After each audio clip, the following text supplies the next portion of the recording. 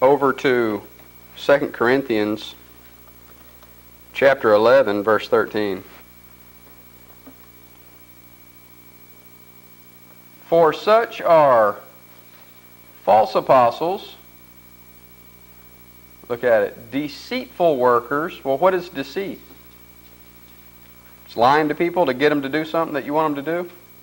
Transforming themselves into the apostles of Christ. And no marvel, for Satan himself is transformed into an angel of light.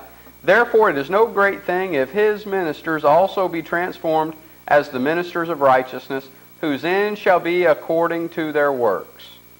I say again, let no man think me a fool, if otherwise, yet as a fool receive me, that I may boast myself a little. Okay? What caused the man of God to fall? So, if it's not possible for people to fall, then what is Satan and his angels all about? And so who is it Satan's after? He's after people that have obeyed the truth. He's trying to deceive people that are right with God, right? That's what he did in the garden with Eve. He went to Eve to deceive her, to cause her to fall away from God. Well, here Paul's talking about his ministers and Satan himself working to deceive people to cause them to fall away from God. Well, if people can't fall away from God, then he's kind of going about a fruitless task, isn't he? So how does a passage like this make sense if once saved is true? It would make this passage absolutely meaningless, absolutely senseless. He is a deceitful worker. His ministers are deceitful workers. And here's another question. Where is his ministers? Who's his ministers? Satan's ministers.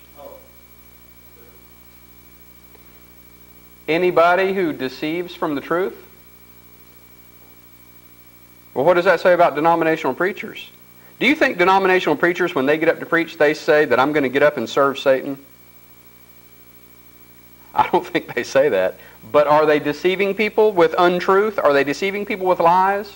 And when they do that, who are they serving? They're not serving God. And look at what he says here. They transform themselves into apostles of Christ, that is, these false apostles. Therefore it is no great thing if his ministers, they're his ministers, Satan's, also be transformed as the ministers of righteousness.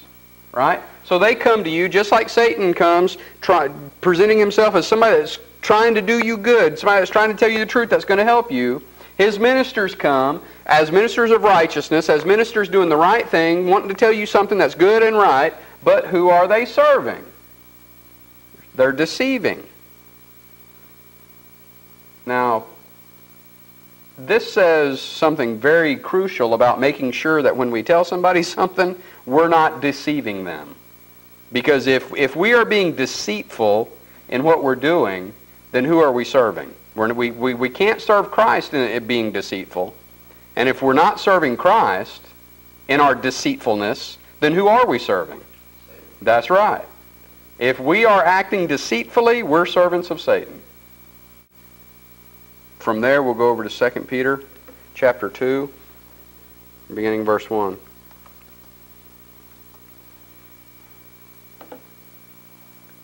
But there were false apostles also among the people, even as there shall be false teachers among you. Now look at that. There shall be false teachers among you. Well, you know, here's an interesting question for people in denominations. Where's the false teachers?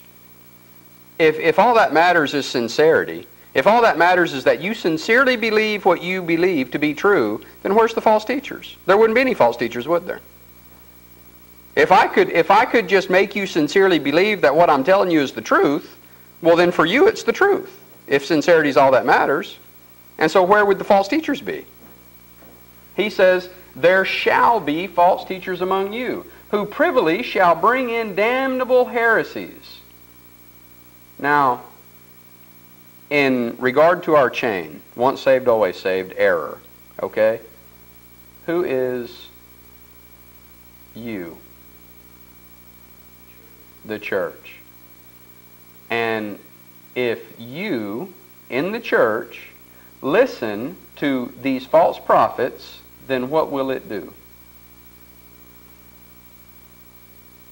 It will damn you. It will damn you. Okay? Well, what sense would that make if you can't fall away? Bring them on. Let the false teachers come. I can't fall away anyway. I'll listen to anybody I want to because I can't fall away anyway. Well, what sense would that make? They bring in damnable heresies, even denying the Lord that bought them. Now look. The Lord that bought them. Is that saying that these false teachers are people that had been baptized into Christ? That had been bought at a price with the blood of Christ? The Lord that bought them. They are among you. They're in the church. They are even denying the Lord that bought them. They have been bought by the Lord. Now they're turning around and denying the Lord. Well, if they had been bought by the Lord, and once saved, always saved is true, then that means that it's okay for them to deny the Lord because they can't be lost anyway. Now, do you get the indication here that these are people that never really were saved anyway? They're in the church. They're in the church among you. They've been bought by the Lord and bring upon themselves swift destruction. Well, wait a minute. If they've been bought by the Lord, if they're in the church among you, in the church, then where is the swift destruction coming from if once saved, always saved is true? Their false teaching has caused them to fall. But not only them, notice, and many shall follow their pernicious ways, by reason of whom the way of truth shall be evil spoken of, and through covetousness shall they with feigned words make merchandise of who? The church, of you, members of the church, whose judgment now of a long time lingereth not, and their damnation slumbereth not. For if God spared not the angels that sinned, but cast them down to hell, and delivered them into chains of darkness to be reserved unto judgment, and spared not the old world, but saved Noah, the eighth person, a preacher of righteousness, bringing in the flood upon the world of the ungodly, and turning the cities of Sodom and Gomorrah into ashes, condemned them with an overthrow, making them an example unto those that after should live ungodly, and delivered just Lot, vexed with the filthy conversation of the wicked, that the righteous man dwelling among them, in seeing and hearing, vexed his righteous soul from day to day with their unlawful deeds. The Lord knoweth how to deliver the godly out of temptation, and to reserve the unjust unto the day of judgment to be punished. Now, is he talking about people here that are alien sinners, or the people that are in the church that have turned to false doctrine? In the church have turned to false doctrine, and he knows how to reserve them to the last day of judgment.